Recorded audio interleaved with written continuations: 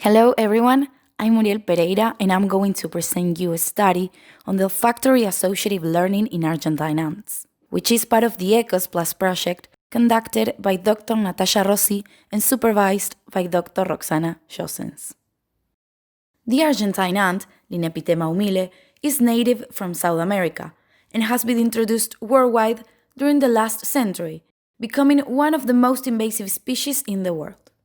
Despite its global relevance, its learning abilities have surprisingly not been broadly explored. With the purpose of contributing to the understanding of this species and the reasons for its invasive success, we studied its olfactory learning abilities in the frame of foraging. Learning is highly adaptive when facing an environment that is constantly changing to remember the location of food sources. However, this species heavily rely on a highly developed network of trail pheromone to coordinate forages orientation to food sources such as sucrose solutions, mostly provided by hemipterans. As a result, the use of individual information for orientation when this pheromone is present decreases. Understanding the cognitive processes underlying foraging is crucial for the development of new control tools because foraging has a large impact on the fitness of the colony. The question of whether these ants are able to forage in the absence of pheromones and other navigation cues to orient themselves remains whole. The aim of this study was to investigate whether ants can learn to associate an odor spot with a reward, evaluating the individuals within a free walking circular arena. For the conditioning, on one side of the arena there was an Eppendorf tube containing the olfactory stimulus, linalool, and a sucrose solution was offered as a reinforcement on a plastic disc. As a control, on the opposite side of the arena, the Eppendorf tube contained the solvent, mineral oil, and water was offered instead.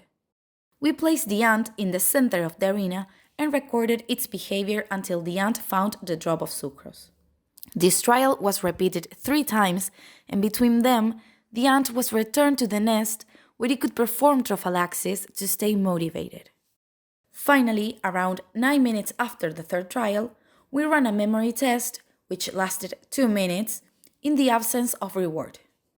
We measured the occurrence as the number of times the ant entered each semicircular zone, and the duration as the time spent by the ant in each zone. If the ant had learned the association between linalool and sucrose, it would have to look for the sucrose in the linalool side of the arena. We also ran a control group. The protocol was the same as before, but the Eppendorf tubes were odorless, so ants shouldn't be able to form the association between linalool and sucrose. The memory test for both groups was the same. Prior to conditioning, we performed a spontaneous preference test to determine if linalool, the other ant used as conditioned stimulus, was neutral to the ants. There were no discard solutions in this test, only linalool and mineral oil, as during the memory test.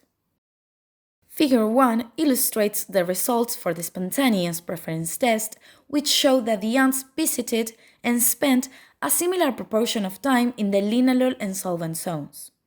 This suggests that linalool was therefore neutral to the ants before conditioning.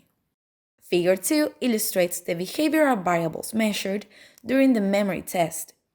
It shows that the conditioned ants, odor plus, visited the linalool zone more than the solvent one, despite the absence of reinforcement. On the contrary, the control group, odor minus, did not show any evidence of a bias towards the other zone. The pattern was the same when looking at the time spent by the ants in the different zones. This analysis indicates that Argentine ants were able to learn the odor-reward association after 3 trials, and use this memory for orientation towards the food when they were evaluated minutes after the training, implying a medium-term memory. Finally, our conclusions not only contribute to the understanding of this species' cognitive abilities and validate a simple free walking protocol to study olfactory learning in a foraging context, but they could also have implications in the development of new control strategies, by, for instance, supplementing sugary toxic bait with odors in order to improve the learning and memory of bait location. Thank you everyone for your attention.